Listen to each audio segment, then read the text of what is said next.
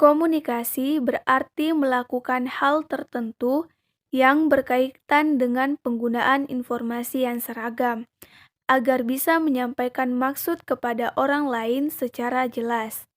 Sedangkan daring berarti berada dalam dunia maya atau dunia semu, sehingga dapat kita simpulkan pengertian komunikasi daring yaitu metode hubungan dengan orang lain yang dilakukan melalui dunia maya agar bisa menyampaikan suatu maksud tertentu. Selain itu, juga dapat diartikan sebagai proses pemindahan informasi dari satu orang ke orang lain melalui jaringan internet. Jenis komunikasi yang satu ini juga sering disebut dengan cyberspace.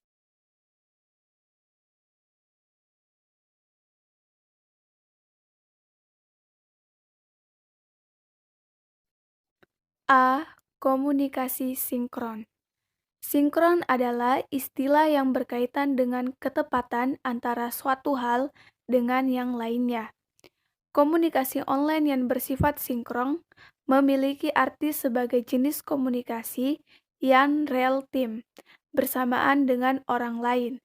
Jadi, waktu yang digunakan oleh kedua pihak untuk melakukan komunikasi atau pemindahan informasi terjadi bersamaan. Kedua pihak tersebut pun bisa langsung bercakap-cakap dengan atau tanpa bertatap muka. B. Komunikasi asinkron. Jika komunikasi online secara sinkron mampu menyuguhkan fasilitas real time, berkebalikan dengan komunikasi online secara asinkron. Pada jenis komunikasi yang satu ini, orang-orang melakukan pemindahan informasi dalam waktu yang berbeda. Biasanya, informasi akan disimpan terlebih dahulu oleh pemberi informasi pada fasilitas yang disediakan oleh internet sebelum akhirnya diterima oleh penerima informasi.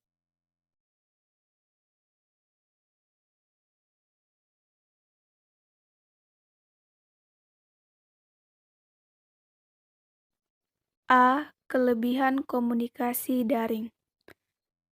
1. Sangat menghemat waktu dan biaya. 2. Memudahkan proses interaksi jarak jauh. 3.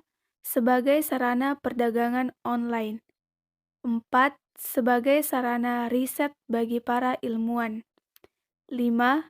Menjadi media hiburan yang cukup interaktif. B. Kekurangan komunikasi daring. 1. Membutuhkan perangkat khusus. Dalam pelaksanaannya, komunikasi membutuhkan adanya software dan hardware. 2. Tidak mewakili emosi pengguna. Gerakan tubuh, raut muka, intonasi bicara merupakan hal yang relatif sulit untuk dipahami. 3. Banyak informasi yang tidak penting. Seringkali informasi yang didapat menjadi terlalu banyak dan membuat bingung si penerima. 4. Menyita konsentrasi. Melakukan komunikasi dalam jaringan tidak pada tempat dan waktu yang tepat dapat mengabaikan atau menunda hal yang lain, bahkan membahayakan orang lain maupun diri sendiri.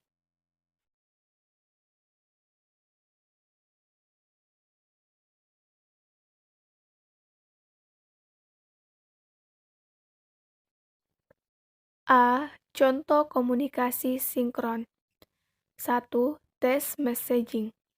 Chatting atau text messaging adalah salah satu metode komunikasi online yang bisa dilakukan secara bersamaan. Pihak yang satu menuliskan pesan yang ingin disampaikan melalui aplikasi SMS ataupun berbagai aplikasi chatting lainnya, seperti halnya inbox Facebook, DM Instagram, WhatsApp, Telegram, dan lainnya. B. Video calling atau messaging. Sama halnya seperti pesan teks, pesan video ataupun video calling bisa disebut sebagai jenis komunikasi online sinkron. Pesan video memang hampir sama seperti pesan teks yang dilakukan tanpa bertatap muka langsung. C. Sound calling atau sound messaging. Panggilan suara merupakan jenis komunikasi sinkron, baik dilakukan dengan aplikasi messaging ataupun menggunakan aplikasi real-time. Contohnya, Anda bisa melakukan sound calling atau sound messaging dari fitur telepon ponsel atau melalui WhatsApp dan Telegram.